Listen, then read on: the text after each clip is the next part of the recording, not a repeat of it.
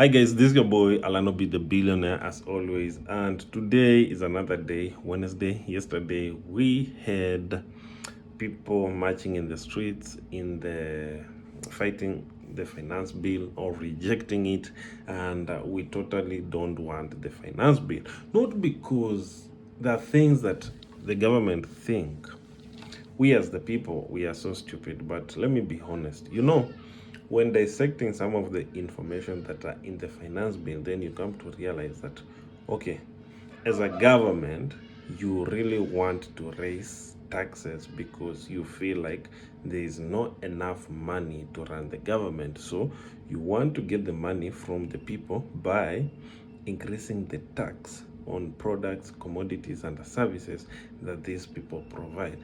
And do you think that is the solution?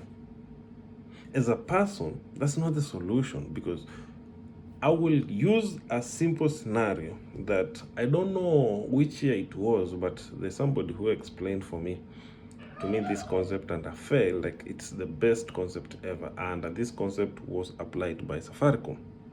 So when Safaricom started, they started with high-end services like credit, which they call voucher. So the vouchers were like 1,000 shillings. Some I think were for 2,000, and they targeted a certain group of people, which were the high-end people, those people who earn good money, and the majority of the people could not afford this.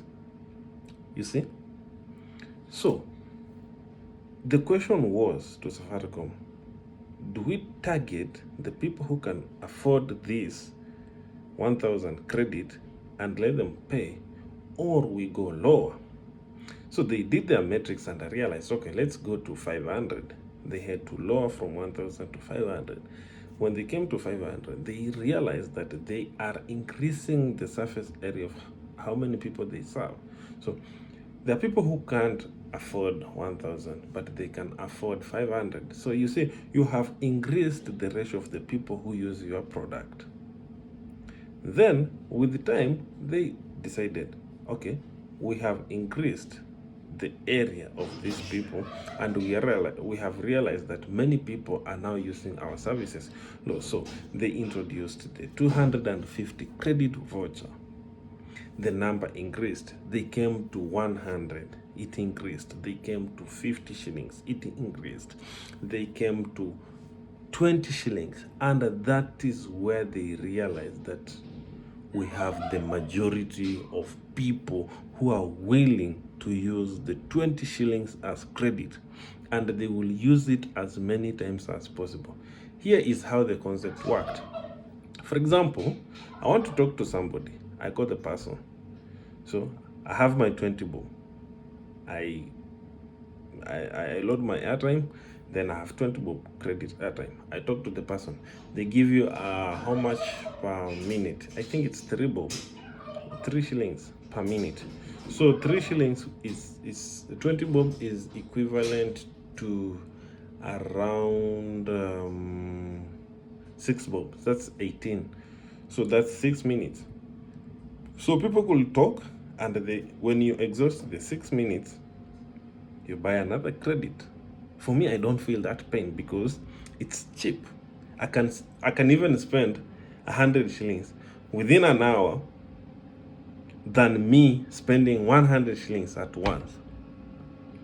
Safaricom had to go even lower, up to 5 shillings, because they knew there's somebody somewhere in the remote area who can't afford 20 shillings, but he can afford credit worthy 5 shillings. They enabled all the features. You can buy your airtime using your phone as low as 5 shillings and as high as 100,000 shillings of airtime. Here is the concept. Let's now convert it into taxing. So the people you are targeting first, they are not people with stable jobs. If we look at the market, job opportunities in the market versus the amount of money people earn, it's very, very low. The entry market for most of the employees in Kenya and the people who have degrees, the entry market jobs is around 40,000, which is gross. So if you do it on net, then it comes to around 30 something thousand, around 30 to 29,000. Okay, so that means these people, you are taxing them around 11,000 on their earnings. So you are lowering their earnings. Remember, these are the same people you now start taxing other taxes that will almost take away another 6,000 from whatever you have. So if you do all the tax incentives that these people are proposing on that bill, then it means the government wants to take around 15,000 from a person who earns around 40,000, which to me is not fair enough. Why? The person has other responsibilities that he or she should take care of. And remember, I'm using this example of 40,000 because that's the entry market. But remember, we have many jobless people, young people on the market who don't have money, who earn even 100 shillings per day. And these people, they need the products you guys are taxing. And you're increasing taxes on these products. These products, these are necessary products. It's not like something somebody can do without. These are necessary products. One, something like diapers, female pads. Those are necessary products because each and every day we have newborns. Each and every month we have more than 1 billion. Well, like, let me use Kenyan. We have more than maybe 2 point something million Kenyans, ladies or women, who experience their monthly period. So if you tax them, it means, first, how are you killing the economy? You are encouraging these ladies not to buy the pads. So you are lowering the expenditure, not because they don't want to spend, but because they can't afford. We have had many scenarios in Kenya where even people go to the streets to fight, and they contribute to the people who live in very remote areas to access these pads. And these are people who are doing it from their own money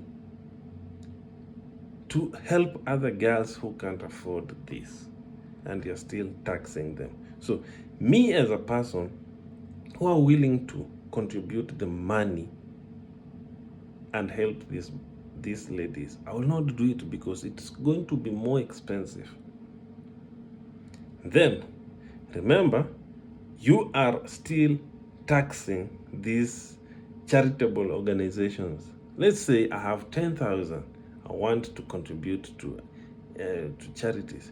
You want to tax that money. So meaning, are we going to have less CSRs in Kenya, or things are not going to work? The people of Kenya, sometimes it's not that people are willing to pay tax. We are more than willing to pay tax. But here is the question: what do our money do? I live here within Nairobi Rongai Magadi Road. That road is a single lane. There's a time when it rains, you can't even access the place within a time of period. Traffic all over. Then we have ministers here for roads every day complaining. You want to expand a road in a remote area. Then we have a road here that connects people to the CBD, where we have enough cash flow. Nairobi is the heartbeat of this country. You can't take that away.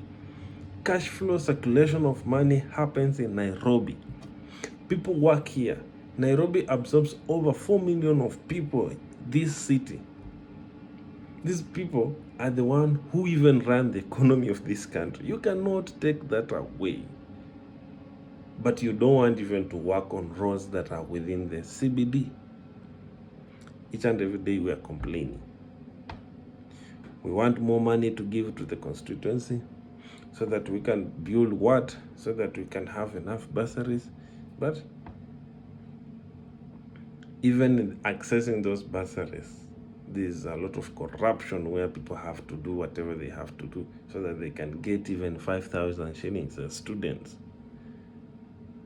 The issue with the financial bill is, let's go back and evaluate. Sometimes I try to understand how these first world countries developed. And let's maybe use China because, or let's use Dubai because Dubai is more developed and people will use oil as an excuse to say that that's what has contributed to the development of Dubai. It might be true or not, but let's dissect this. Dubai has invited investors on conditions, and these conditions are the best conditions ever. You come as an investor, you set up a company in Dubai, but they encourage you have to also have one of the residents as part of the investor. So I can set up a company.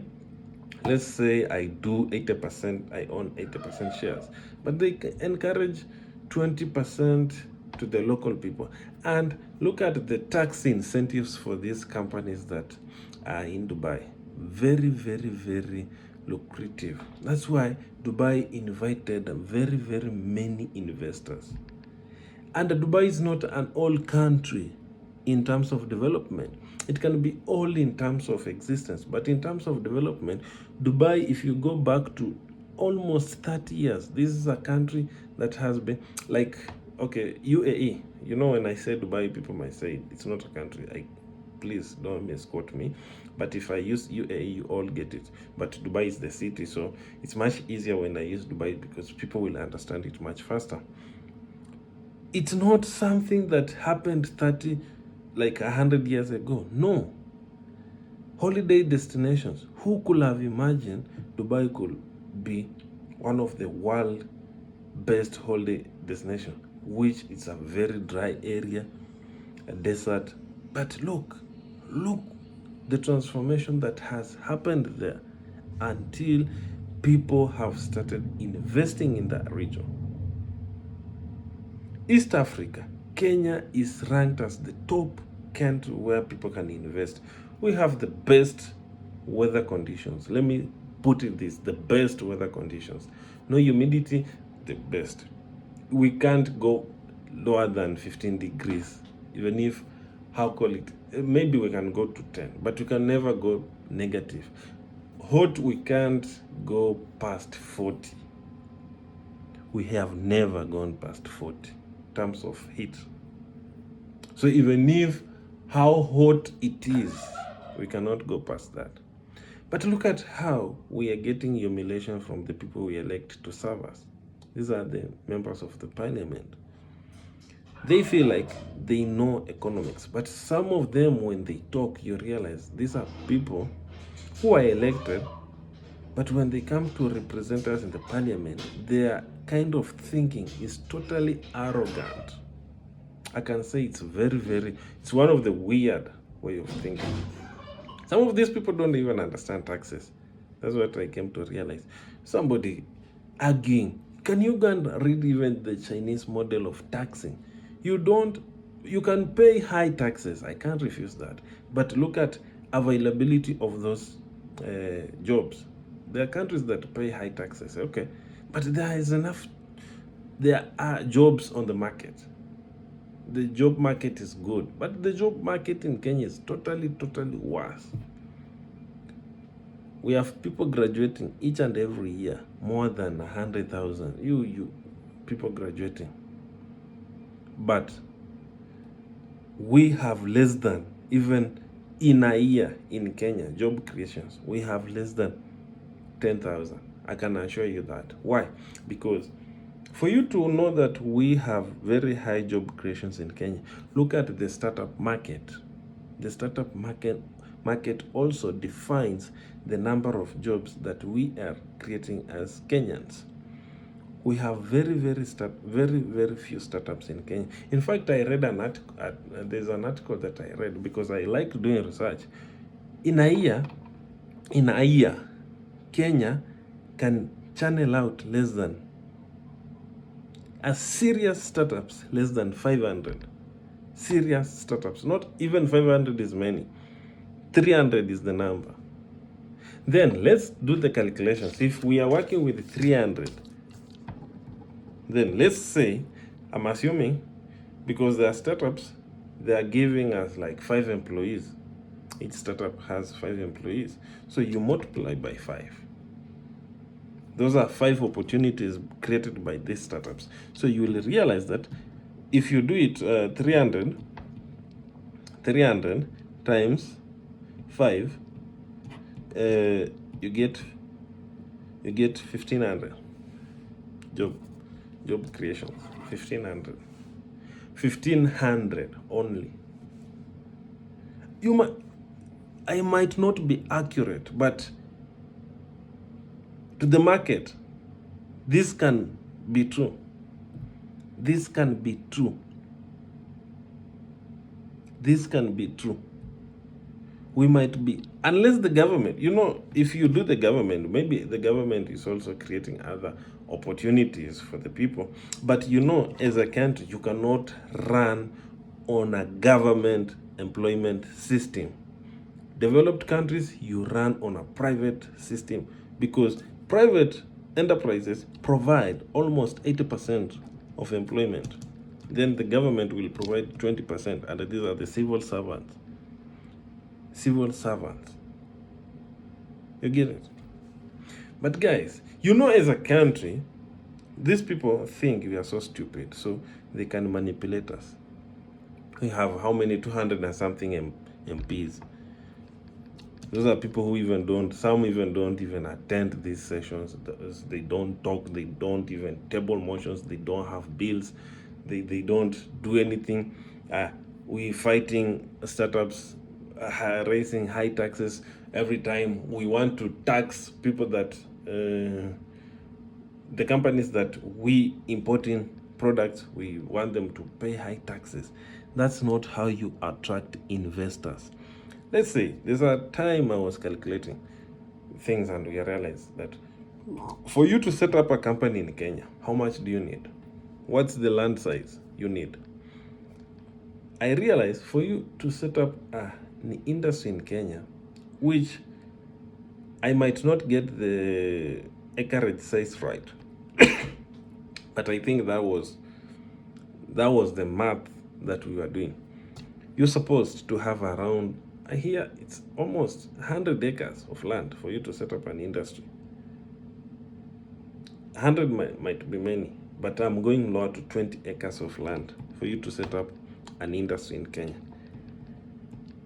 I'm assuming an acre of land, the place we are setting up, let's assume it costs 1 million. So if those are 20 acres, those are 20 million. Then you haven't paid the land rates, tax land rates. How much is that? I don't know how much in Kenya. Then out of that, now you start doing all the logistics of building this industry. How much do you need for you to put up a functional industry in Kenya? Running. Already on land, you have lost 20 million. It's a lot of money. Then you come, all the system, everything, you go to NEMA, you haven't paid the licenses, land license, noise, music, and everything. So by the time you have a functioning industry in Kenya, you'll have spent almost 200 plus million. And let me say half a billion for you to have a functioning industry in Kenya. That's a lot of money. If If I'm not saying the truth, then I stand to be corrected. But I am 100% that some of the things I'm talking about, I've done research, I've met people, and they have told me this. And that's why we don't see many industries in Kenya. We only see what we call assembling things, but we don't see many industries in Kenya coming up. Production industries in Kenya. The industries that are in Kenya, these are things that like they process basic things that we need as a country. But serious, like motor vehicle production companies, think of other big machine industries in Kenya. We don't have. That's why we still import fertilizer. If we had serious manufacturing companies or industries in Kenya, we shouldn't be importing fertilizer. And I know there's one coming up around Kajiado area. That's why I try to look for this information. You remember when Ukraine and Russia they were fighting? Kenya, we had no fertilizer, and one sack was going for 7,000. Why do I say that? Because I am a farmer. I am a cane farmer. I struggled to get fertilizer. There were no fertilizers. And there we are fighting. MPs are fighting for the bill. Let's pass this bill. It will help us produce and what? No, it's not going to help people who are already suffering. It's not going to. You can't, like somebody's suffering and you still fighting him. We have surrendered as Kenyans, and that's why we're in the streets. Not because we can't fight, but because we want to tell you guys, you know what? You're already suffering. Can you please find another way of raising money? And it's not that we don't know these ways. Even me, I can do a few calculations and I can say, this is how we can raise money. One, get best tax incentives to startups. If we want to raise more money, let's have more startups in Kenya. Technology, fintech, creative, and everything. Let's encourage these people and let's give them good incentives for paying taxes. We can even go to 4% tax. Let's say if you're taxing up to lower than 4%, then let's say 2 million, 3 million people are paying tax. In a month, 3 million, 4%. That's a lot of money. So in a year, you'll have met and even surpassed your target. But if you're trying to think, and that is the model that Biden also tried to introduce to US and it failed, taxing the rich, which they don't even pay tax. These are rich people, even the people who make law and policies also indirect, but people don't know. They think these are the parliamentarians who make laws. No. There are rich people who are paying these guys to go and support this kind of nonsense that we're hearing here. Those MPs supporting the laws, that bill. You think they are doing it willingly, given a chance? If we go down and scrutinize them, do you think they are willingly pushing this bill because they feel or they think it will help Kenyans? For me, I don't think so. There are people behind them who are trying to push for the agendas that they want.